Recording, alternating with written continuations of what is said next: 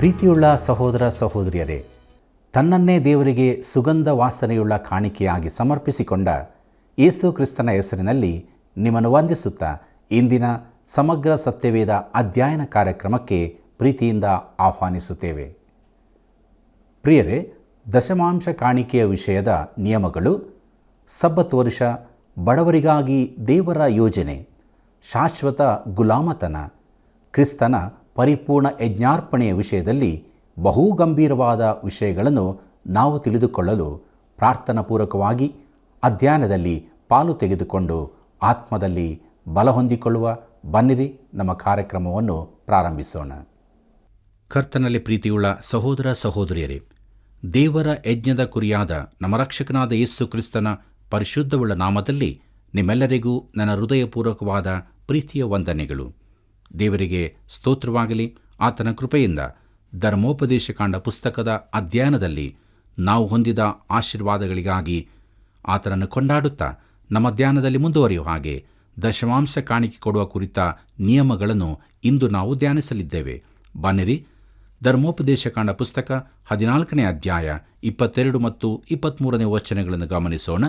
ಅಲ್ಲಿ ಹೀಗೆ ಬರೆದದೆ: ಪ್ರತಿ ವರ್ಷದ ನಿಮ್ಮ ಹೊಲದ ಬೆಳೆಯಲ್ಲಿ ದಶಮ ಭಾಗವನ್ನು ಪ್ರತ್ಯೇಕಿಸಬೇಕು. ಧಾನ್ಯ, ದ್ರಾಕ್ಷೆ, ಎಣ್ಣೆ ಇವುಗಳಲ್ಲಿ ದಶಮ ಭಾಗವನ್ನು, ದನ ಕುರಿಗಳ ಚೊಚ್ಚಲು ಮರಿಗಳನ್ನು ನಿಮ್ಮ ದೇವರಾದ ಯೆಹೋವನ ಸನ್ನಿಧಿಯಲ್ಲಿ ಆತನು ತನ್ನ ಹೆಸರನ್ನು ಸ್ಥಾಪಿಸಿಕೊಳ್ಳುವುದಕ್ಕೆ ಆದುಕೊಳ್ಳುವ ಸ್ಥಳದಲ್ಲಿ ನೀವು ತಿನ್ನಬೇಕು. ಹೀಗೆ ನಿಮ್ಮ ದೇವರಾದ ಯೆಹೋವನಲ್ಲೇ ಯಾವಾಗಲೂ ಭಯಭಕ್ತಿ ಉಳ್ಳವರಾಗಿರುವುದನ್ನು ಅಭ್ಯಾಸ ಮಾಡಿಕೊಳ್ಳಿರಿ ಎಂಬುದಾಗಿ. ಕರ್ತನಲ್ಲಿ ಪ್ರೀತಿಯುಳ್ಳ ದೇವಜನರೇ, ಜನರು ತನ್ನನ್ನು ಸೇವಿಸುವರಾದರೆ ತಾನು ಅವರನ್ನು ಲೌಕಿಕವಾಗಿಯೂ ಆಶೀರ್ವದಿಸುತ್ತೇನೆಂದು ದೇವರು ವಾಗ್ದಾನ ಮಾಡಿದ್ದನು. ಈ ಆಶೀರ್ವಾದ ಹೊಂದಿದಾಗ ತಮ್ಮ ಬೆಳೆಯಿಂದಲೂ ಪಶುಗಳಿಂದಲೂ 10ರ ಭಾಗವನ್ನು ದೇವರಿಗೆ ಕಾಣಿಕೆಯಾಗಿ ಸಮರ್ಪಿಸಬೇಕಾಗಿತ್ತು. ಈ ಕಾಣಿಕೆಯ ಭಾಗವನ್ನು ಗುಡಾರದ ಎದುರಲ್ಲೇ ಅವರು ಉಣ್ಣಬೇಕಾಗಿತ್ತು. ಇದು ಕರ್ತನ ಸನ್ನಿಧಾನದಲ್ಲಿ ಮಾಡುವ ವಿಶೇಷವಾದ ಔತಣವಾಗಿತ್ತು. ಬನ್ನಿರಿ ಪ್ರಿಯರೇ, ಮುಂದಕ್ಕೆ ನಮ್ಮ ಧ್ಯಾನದಲ್ಲಿ ಧರ್ಮೋಪದೇಶಕಾಂಡ ಪುಸ್ತಕ 14ನೇ ಅಧ್ಯಾಯ 25 ಮತ್ತು 26ನೇ ವಚನವನ್ನು ಗಮನಿಸೋಣ.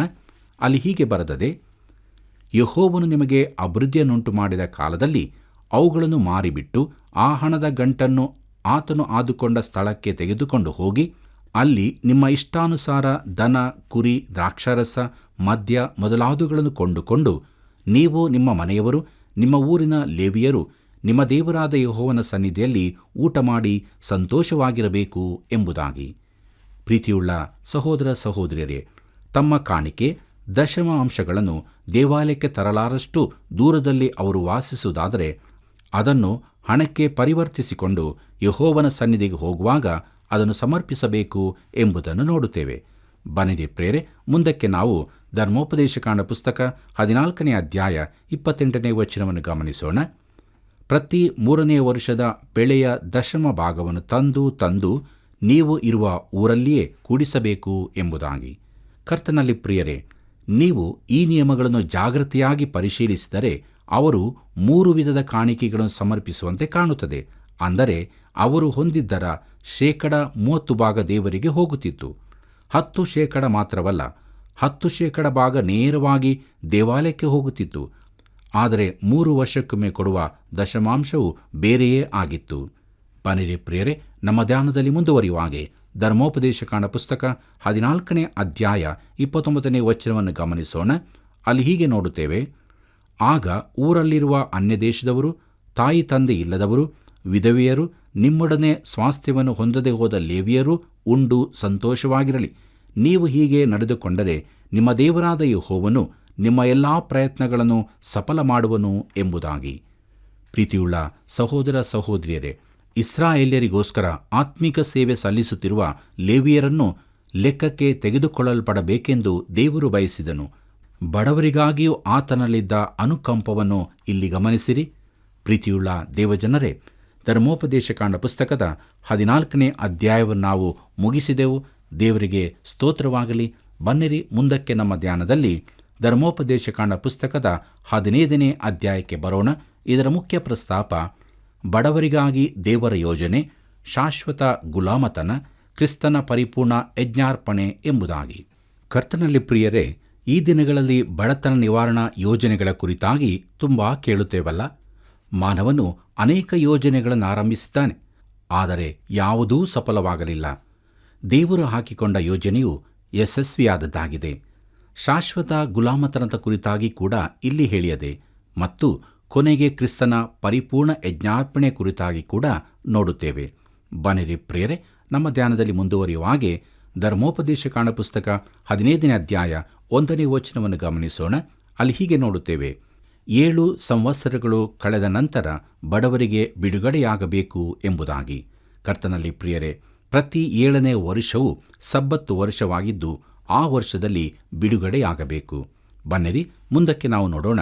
ಧರ್ಮೋಪದೇಶ ಕಾಂಡ ಪುಸ್ತಕ 15ನೇ ಅಧ್ಯಾಯ 2ನೇ ವಚನದಲ್ಲಿ ಹೇಗೆಂದರೆ, ಯೆಹೋವನು ನೇಮಿಸಿದ ಬಿಡುಗಡೆಯ ಸಂವತ್ಸರವು ಬಂತೆಂದು ಪ್ರಕಟವಾದದ್ದರಿಂದ ಸಾಲ ಕೊಟ್ಟವನ್ನು ತೆಗೆದುಕೊಂಡವನಿಗೆ ಆ ಸಾಲವನ್ನು ಬಿಟ್ಟು ಬಿಡಬೇಕು.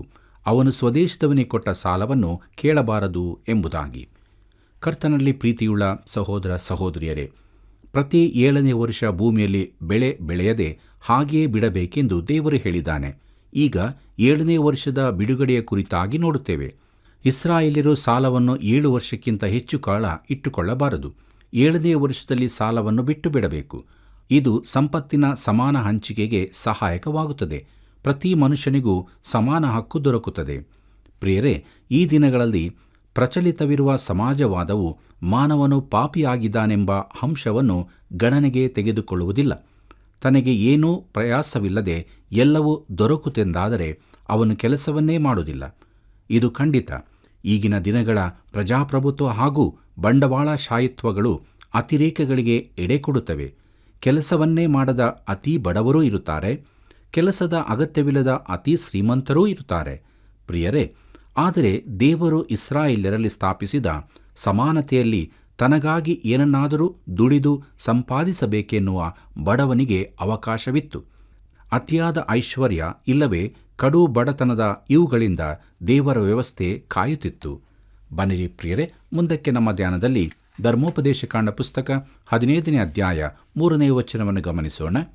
ಅನ್ಯ ದೇಶದವರಿಗೆ ಕೊಟ್ಟ ಸಾಲವನ್ನು ಕೇಳಿ ತೆಗೆದುಕೊಳ್ಳಬಹುದೇ ಹೊರತು ಸ್ವದೇಶದವನಿಗೆ ಕೊಟ್ಟದನ್ನು ಕೇಳಕೂಡದು ಎಂಬುದಾಗಿ. ಕರ್ತನಲ್ಲಿ ಪ್ರಿಯರೇ, ಈ ನಿಯಮವೂ ಸಹ ಇಸ್ರಾಯೇಲರಿಗೆ ಅನ್ವಯಿಸುವಂತಾದು. ಪ್ರತಿ 7ನೇ ವರ್ಷದಲ್ಲಿ ಬಡವರಿಗೆ ಕೊಟ್ಟ ಸಾಲವನ್ನು ಬಿಟ್ಟು ಬಿಡಬೇಕು. ಆಗ ಅವರಿಗೆ ಹೊಸದಾಗಿ ಪ್ರಾರಂಭಿಸಲು ಅವಕಾಶ ಸಿಗುತ್ತಿತ್ತು. ಇಸ್ರಾಯೇಲ್ಯರು ಇದನ್ನು ಜಾಗೃತಿಯಾಗಿ ಕೈಕೊಂಡರೆ ಏನಾಗುತ್ತಿತ್ತೆಂಬುದನ್ನು ಗಮನಿಸಿರಿ.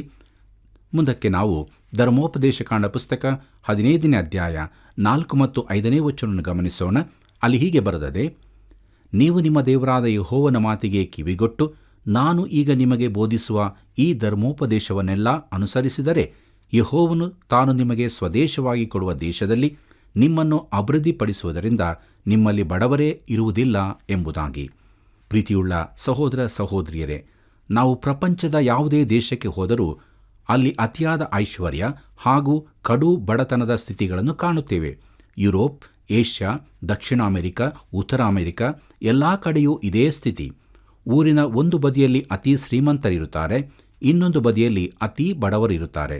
ಇದು ಮಾನವನ ಪಾಪದ ಫಲವಾಗಿದೆ.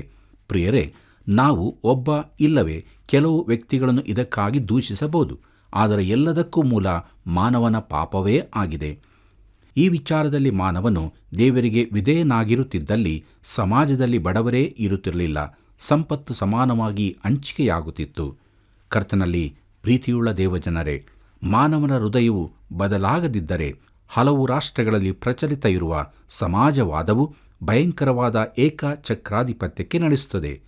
ಬಂಡವಾಳಶಾಹಿತ್ಯವು ಸಮಾಜವಾದಕ್ಕಿಂತ ಒಳ್ಳೆಯದು. ಆದರೆ ಸಮಾಜವಾದವಾಗಲಿ ಬಂಡವಾಳಶಾಹಿಯಾಗಲಿ ಇದ್ದರೂ ಮೂಲ ಸಮಸ್ಯೆ ಮಾನವನ ಹೃದಯವೇ ಆಗಿದೆ. ದೇವರು ಇಸ್ರಾಯೇಲರನ್ನು ವಿಧೇಯತೆಗೆ ಕರೆದನು. ಅವರು ವಿಧೇಯರಾಗುತ್ತಿದ್ದರೆ ಬಡತನವು ಇಲ್ಲದೇ ಹೋಗುತ್ತಿತ್ತು. ನಾವು ಬಡತನ ನಿರ್ಮೂಲ ಯೋಜನೆಗಳ ಮೂಲಕ ಬಡತನವನ್ನು ನಿವಾರಿಸಬಹುದೆಂದು ನೆನೆಸುತ್ತೇವೆ. ಆದರೆ ನಿಜವಾಗಿ ಏನಾಗುತ್ತದೆ? ಅತಿ ನಿಕೃಷ್ಟ ಮಟ್ಟದ ಭ್ರಷ್ಟಾಚಾರ ಇಲ್ಲಿ ನಡೆಯುತ್ತದೆ. ಅದು ನಿಜಕ್ಕೂ ಅವಮಾನಕರವಾದದ್ದಾಗಿದೆ. ಯಾಕಂದರೆ ನಾವು ವ್ಯವಹರಿಸುವ ಜನರಿಂದಾಗಿ ವ್ಯವಸ್ಥೆಯಲ್ಲಿ ಯಾವ ದೋಷವೂ ಇರುವುದಿಲ್ಲ. ಆದರೆ ಮನುಷ್ಯರು ಸರಿ ಇಲ್ಲದರಿಂದ ಒಂದು ವ್ಯವಸ್ಥೆ ತೆಗೆದು ಇನ್ನೊಂದು ವ್ಯವಸ್ಥೆ ಸೇರಿಸುವುದರಲ್ಲಿ ಯಾವ ಪ್ರಯೋಜನವೂ ಉಂಟಾಗುವುದಿಲ್ಲ. ಯಾಕಂದರೆ ಮನುಷ್ಯನನ್ನು ಬದಲಾಯಿಸದ ಹೊರತು ಏನೂ ಆಗುವುದಿಲ್ಲ.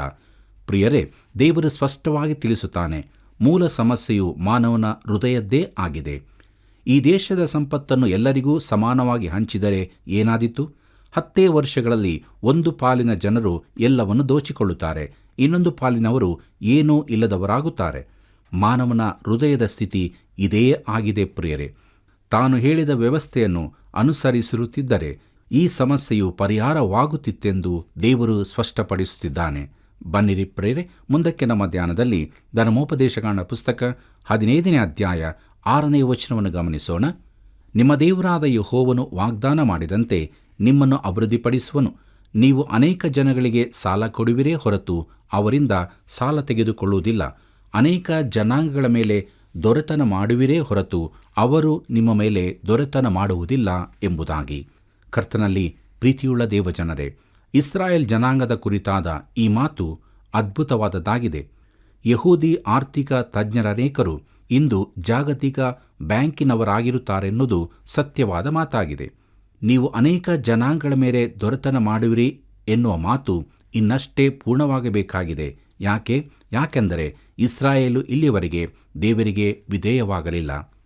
ಬನ್ನಿರಿ ಪ್ರಿಯರೇ, ನಮ್ಮ ಧ್ಯಾನದಲ್ಲಿ ಮುಂದುವರಿಯುವ ಹಾಗೆ ಧರ್ಮೋಪದೇಶಕಾಂಡ ಪುಸ್ತಕ 15ನೇ ಅಧ್ಯಾಯ 7 ಮತ್ತು 8ನೇ ವಚನವನ್ನು ಗಮನಿಸೋಣ.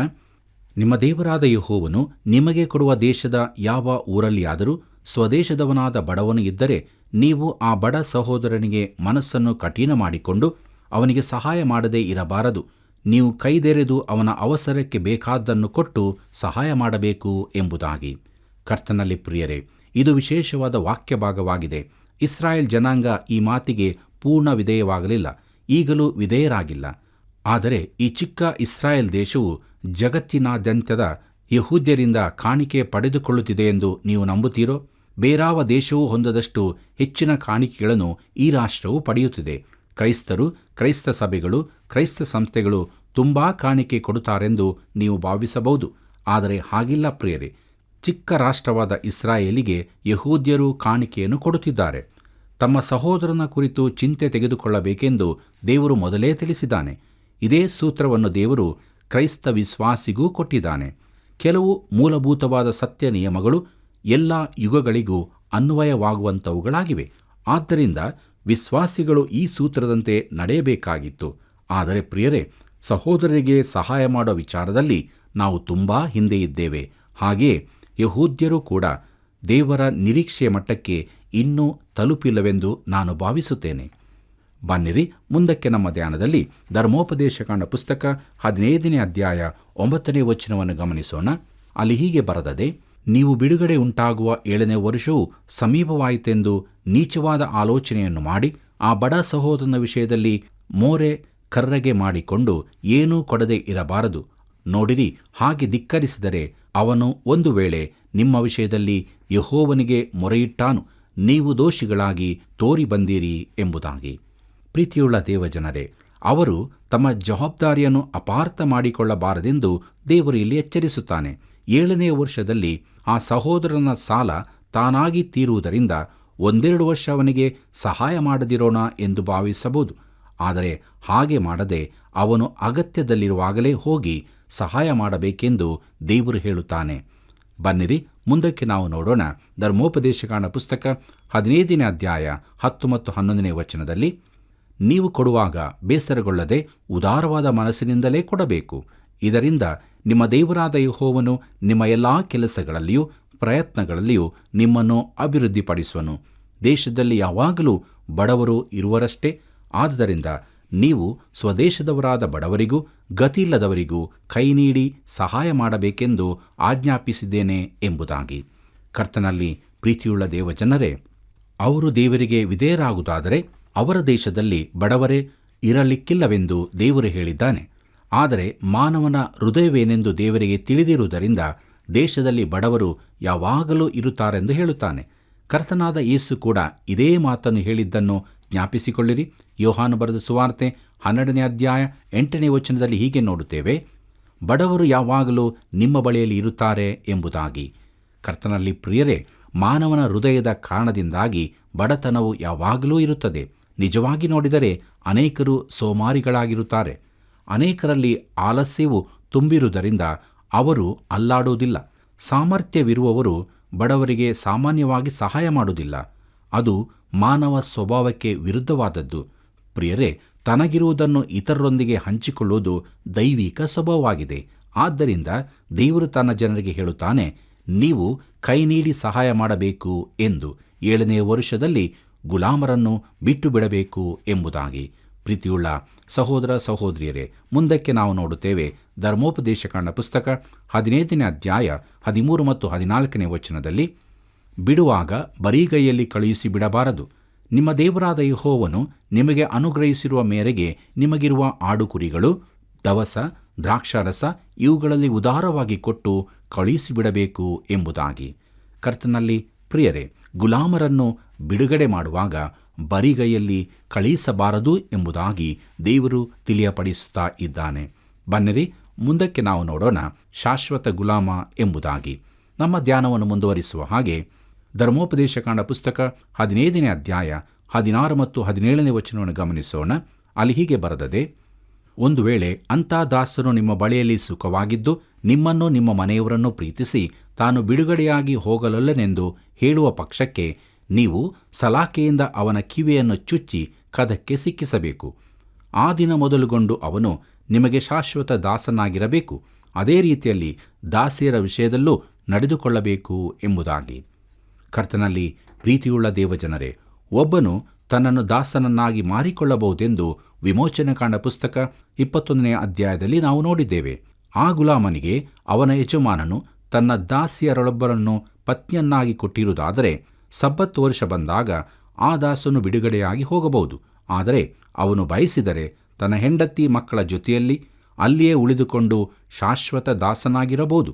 ಆಗ ಅವನ ಕಿವಿಯನ್ನು ಸಲಾಕೆಯಿಂದ ಚುಚ್ಚಬೇಕಾಗಿತ್ತು.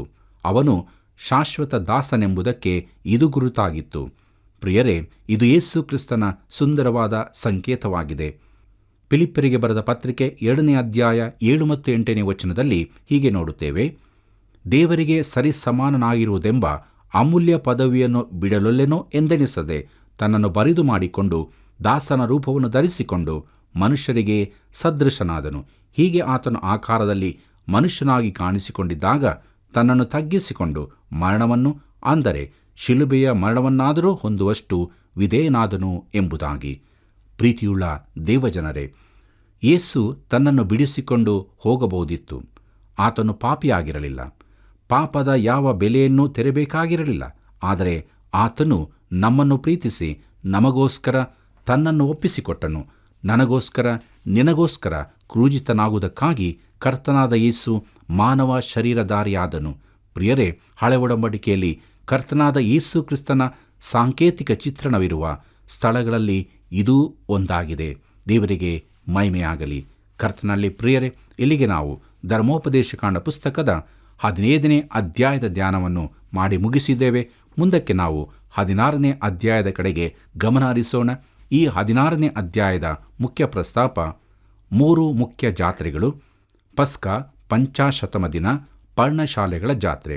ಇಸ್ರಾಯೇಲರಿಗೆ 3 ಪ್ರಮುಖ ಜಾತ್ರೆಗಳು ನೇಮಕವಾಗಿದ್ದು ಎಲ್ಲ ಪುರುಷರು ಈ ಜಾತ್ರೆಗಳಲ್ಲಿ ಭಾಗವಹಿಸಬೇಕಾಗಿತ್ತು. ಪ್ರೀತಿಯುಳ್ಳ ದೇವಜನರೇ, ಮುಂದಕ್ಕೆ ನಾವು ನೋಡುತ್ತೇವೆ ಪಸ್ಕ ಹಬ್ಬ ಎಂಬುದಾಗಿ.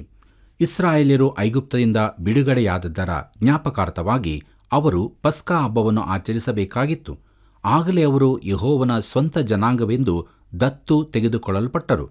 ಇಸ್ರಾಯೇಲ್ಯರಿಗೆ ದೇವರೊಂದಿಗೆ ಹೊಸ ಸಂಬಂಧದ ಸ್ಥಾಪನೆಯ ಅಸ್ತಿವಾರ ಹಾಕಲ್ಪಟ್ಟದ್ದೇ ಈ ಪಸ್ಕ ಹಬ್ಬದಲ್ಲಿ. ಬನ್ನಿರಿ, ನಮ್ಮ ಧ್ಯಾನವನ್ನು ಮುಂದುವರಿಸುವ ಹಾಗೆ ಧರ್ಮೋಪದೇಶಕಾಂಡ ಪುಸ್ತಕ 16ನೇ ಅಧ್ಯಾಯ ಮೊದಲಿನ 2 ವಚನಗಳನ್ನು ಗಮನಿಸೋಣ. ಅಲ್ಲಿ ಹೀಗೆ ಬರೆದದೆ, ನೀವು ಚೈತ್ರ ಮಾಸದಲ್ಲಿ ಪಸ್ಕ ಹಬ್ಬವನ್ನು ನಿಮ್ಮ ದೇವರಾದ ಯೆಹೋವನಿಗೋಸ್ಕರ ಆಚರಿಸಬೇಕು. ಆ ಮಾಸದಲ್ಲಿಯೇ ರಾತ್ರಿ ಕಾಲದಲ್ಲಿ ನಿಮ್ಮ ದೇವರಾದ ಯೆಹೋವನು ನಿಮ್ಮನ್ನು ಐಗುಪ್ತ ದೇಶದಿಂದ ಬಿಡಿಸಿದನಲ್ಲವೇ? ನೀವು ಆಡು ಕುರಿಗಳಲ್ಲಾಗಲಿ ದನಗಳಲ್ಲಾಗಲಿ ಪಸ್ಕದ ಪಶುವನ್ನು ಯೆಹೋವನು ತನ್ನ ಹೆಸರನ್ನು ಸ್ಥಾಪಿಸುವುದಕ್ಕೆ ಆದುಕೊಳ್ಳುವ ಸ್ಥಳದಲ್ಲೇ ಆತನಿಗಾಗಿ ವಧಿಸಬೇಕು ಎಂಬುದಾಗಿ. ಕರ್ತನಲ್ಲಿ ಪ್ರೀತಿಯುಳ್ಳ ಸಹೋದರ ಸಹೋದರಿಯರೇ, ಪಸ್ಕ ಹಬ್ಬದ ಹಿನ್ನೆಲೆ ನೋಡಬೇಕಾದರೆ ವಿಮೋಚನಕಾಂಡ ಪುಸ್ತಕ 12ನೇ ಅಧ್ಯಾಯಕ್ಕೆ ನಾವು ಹೋಗಬೇಕು. ಇಸ್ರಾಯೇಲ್ಯರು ಐಗುಪ್ತದಲ್ಲಿ ಗುಲಾಮತನದಲ್ಲಿದ್ದರು. ಅವರನ್ನು ಐಗುಪ್ತದಿಂದ ಬಿಡಿಸಿ ವಾಗ್ದಾತ ದೇಶಕ್ಕೆ ಸೇರಿಸುವುದರಲ್ಲಿ ತನ್ನ ಜನರ ನಾಯಕನಾಗಿರುವಂತೆ ದೇವರು ಮೋಶೆಯನ್ನು ಆರಿಸಿಕೊಂಡನು. ಫರೋಹನು ಮೊಂಡನಾಗಿ ಅವರನ್ನು ಬಿಡುವುದಕ್ಕೆ ಒಪ್ಪಲಿಲ್ಲ. ಆಗ ದೇವರು ಬಾಧೆಗಳ ಮೇಲೆ ಬಾಧೆಗಳನ್ನು ಐಗುಪ್ತರ ಮೇಲೆ ಬರಮಾಡಿ ಫರೋಹನಿಗೆ ತನ್ನ ಶಕ್ತಿಯನ್ನು ತೋರ್ಪಡಿಸಿದನು. ಕೊನೆಯ ಬಾಧೆ ಜನರೆಲ್ಲರ ಮೇಲೆ ಬರುವುದಕ್ಕಿದ್ದ ಆ ರಾತ್ರಿ ಇಸ್ರಾಯೇಲ್ಯರು ಕುರಿಮರಿಯನ್ನು ವಧಿಸಿ ಅದರ ರಕ್ತವನ್ನು ಮನೆಯ ಬಾಗಿಲುಗಳ ಮೇಲೆ ಹಚ್ಚುವುದರ ಮೂಲಕ ತಮ್ಮ ನಂಬಿಕೆಯನ್ನು ಪ್ರಕಟಿಸಬೇಕಿತ್ತು. ಆ ರಕ್ತದ ಗುರುತನ್ನು ನೋಡಿದ ಸಂಹಾರಕ ದೂತನು ಆ ಮನೆಗೆ ಯಾವ ಹಾನಿಯನ್ನು ಮಾಡದೆ ಮುಂದಕ್ಕೆ ಸಾಗುತ್ತಿದ್ದನು. ಪ್ರಿಯರೇ, ಈ ರಕ್ತದ ಗುರುತಿಲ್ಲದ ಪ್ರತಿ ಮನೆಯಲ್ಲೂ ಫರೋಹನನ ಸಮೇತ ಎಲ್ಲರ ಚೊಚ್ಚಲ ಮಕ್ಕಳು ಸತ್ತು ಹೋದುದನ್ನು ಗಮನಿಸಿದ ಫರೋಹನನು ಇಸ್ರಾಯೇಲ್ಯರನ್ನು ಹೋಗಗೊಡಿಸಿದನು. ಪ್ರಿಯರೇ, ಈ ಮಹಾ ವಿಶೇಷವಾದ ಬಿಡುಗಡೆಯನ್ನು ಇಸ್ರಾಯೇಲ್ಯರು ನೆನಪಿನಲ್ಲಿಡಬೇಕೆಂದು ಬಯಸಿದ ದೇವರು ಪ್ರತಿ ವರ್ಷ ಈ ಪಸ್ಕಾ ಹಬ್ಬವನ್ನಾಚರಿಸಬೇಕೆಂಬ ನಿಯಮವನ್ನು ಮಾಡಿದನು. ಬನ್ನಿರಿ, ಮುಂದಕ್ಕೆ ನಾವು ನೋಡೋಣ. ಧರ್ಮೋಪದೇಶಕಾಂಡ ಪುಸ್ತಕ 16ನೇ ಅಧ್ಯಾಯ 5ನೇ ವಚನದಿಂದ 8ನೇ ವಚನದವರೆಗೆ. ಅಲ್ಲಿ ಹೀಗೆ ಬರೆದದೆ: ನಿಮ್ಮ ದೇವರಾದ ಯೆಹೋವನು ನಿಮಗೆ ಕೊಡುವ ಯಾವ ಊರಲ್ಲಿಯಾದರೂ ಪಸ್ಕದ ಪಶುವನ್ನು ವಧಿಸದೆ ಆತನು ತನ್ನ ಹೆಸರನ್ನು ಸ್ಥಾಪಿಸುವುದಕ್ಕೆ ಆದುಕೊಳ್ಳುವ ಸ್ಥಳದಲ್ಲೇ ನೀವು ಐಗುಪ್ತ ದೇಶದಿಂದ ಹೊರಟು ಬಂದ ಕಾಲವಾದ ಸೂರ್ಯಾಸ್ತಮಾನ ಕಾಲದಲ್ಲಿ ಅದನ್ನು ವಧಿಸಬೇಕು. ಆ ಸ್ಥಳದಲ್ಲೇ ನೀವು ಅದನ್ನು ಅಡಿಗೆ ಮಾಡಿ ತಿನ್ನಬೇಕು. ಮರುದಿವಸ ನಿಮ್ಮ ನಿಮ್ಮ ಮನೆಗಳಿಗೆ ನೀವು ಹೊರಟು ಹೋಗಬಹುದು. 6 ದಿವಸ ನೀವು ಹುಳಿಯಿಲ್ಲದ ರೊಟ್ಟಿಗಳನ್ನು ತಿನ್ನಬೇಕು. 7ನೇ ದಿನದಲ್ಲಿ ನಿಮ್ಮ ದೇವರಾದ ಯೆಹೋವನ ಘನಕ್ಕಾಗಿ ಸಭೆ ಕೂಡಬೇಕು. ಆ ದಿನದಲ್ಲಿ ಯಾವ ಉದ್ಯೋಗವನ್ನು ನಡೆಸಕೂಡದು ಎಂಬುದಾಗಿ. ಕರ್ತನಲ್ಲಿ ಪ್ರಿಯರೇ, ಇದು ಪಸ್ಕಾ ಹಬ್ಬದ ಆಚರಣೆ. ಅದನ್ನು ಒಂದೇ ಸ್ಥಳದಲ್ಲಿ, ಅಂದರೆ ಯೆರೂಸಲೇಮಿನಲ್ಲಿ ಆಚರಿಸಬೇಕಾಗಿತ್ತು. ಆ ಸಮಯದಲ್ಲಿ ಇಸ್ರಾಯೇಲ್ಯರ ಪುರುಷರೆಲ್ಲರೂ ಯೆರೂಸಲೇಮಿಗೆ ಹೋಗಬೇಕಾಗಿತ್ತು. ಬನ್ನಿರಿ, ಮುಂದಕ್ಕೆ ನಾವು ನೋಡೋಣ. ಪಂಚಾಶತಮ ದಿನದ ಜಾತ್ರೆ ಎಂಬುದಾಗಿ. ನಮ್ಮ ಕಾರ್ಯಕ್ರಮದ ಕೊನೆಯ ಭಾಗಕ್ಕೆ ನಾವು ಬಂದಿರುವಾಗ ಕೊನೆಯದಾಗಿ ಧರ್ಮೋಪದೇಶಕಾಂಡ ಪುಸ್ತಕ 16ನೇ ಅಧ್ಯಾಯ 9ರಿಂದ 11ನೇ ವಚನದವರೆಗೆ ಗಮನಿಸೋಣ. ಅಲ್ಲಿ ಹೀಗೆ ಬರೆದದೆ: ಬೆಳೆ ಕೊಯ್ಯುವುದಕ್ಕೆ ಕುಡುಗೋಲು ಹಾಕುವ ಕಾಲ ಮೊದಲುಗೊಂಡು 7 ವಾರಗಳನ್ನು ಎಣಿಸಿ ಆ 7 ವಾರಗಳಾದ ನಂತರ ಪಂಚಾಶತಮ ದಿನದ ಜಾತ್ರೆಯನ್ನು ಆಚರಿಸಬೇಕು. ನಿಮ್ಮ ದೇವರಾದ ಯೆಹೋವನು ನಿಮಗೆ ಅನುಗ್ರಹಿಸಿದ ಬೆಳೆಗೆ ತಕ್ಕಷ್ಟು ಕಾಣಿಕೆಯನ್ನು ನೀವು ಆತನಿಗೋಸ್ಕರ ತರಬೇಕು. ಮತ್ತು ಆತನು ತನ್ನ ಹೆಸರನ್ನು ಸ್ಥಾಪಿಸುವುದಕ್ಕೆ ಆದುಕೊಳ್ಳುವ ಸ್ಥಳದಲ್ಲಿ ನೀವು ನಿಮ್ಮ ಗಂಡು ಹೆಣ್ಣು ಮಕ್ಕಳು, ದಾಸದಾಸಿಯರು, ನಿಮ್ಮ ಊರಲ್ಲಿರುವ ಲೇವಿಯರು, ಪರದೇಶದವರು, ತಾಯಿ ತಂದೆ ಇಲ್ಲದವರು, ವಿಧವೆಯರು ನಿಮ್ಮ ದೇವರಾದ ಯೆಹೋವನ ಸನ್ನಿಧಿಯಲ್ಲಿ ಸಂಭ್ರಮದಿಂದಿರಬೇಕು ಎಂಬುದಾಗಿ. ಕರ್ತನಲ್ಲಿ ಪ್ರೀತಿಯುಳ್ಳ ದೇವಜನರೇ, ಪಸ್ಕಾ ಹಬ್ಬದ ನಂತರ 7 ವಾರಗಳನ್ನು ಅವರು ಲೆಕ್ಕ ಮಾಡಬೇಕು. ಅದು 49 ದಿನಗಳು. ಅದರ ಮರುದಿನ ಸಬ್ಬತ್ತಾಗಿರುತ್ತದೆ. ಅದು 50ನೇ ದಿನ. 50 ಎಂಬುದಕ್ಕೆ ಗ್ರೀಕ್ ಭಾಷೆಯಲ್ಲಿ ಪೆಂಟೆಕೋಸ್ಟ್ ಎಂದಾಗಿದೆ. ಆದ್ದರಿಂದ ಈ ವಾರಗಳ ಹಬ್ಬವು ಪಂಚಾಶತಮ ದಿನದ ಜಾತ್ರೆ ಎಂದು ಹೇಳಲ್ಪಟ್ಟಿದೆ.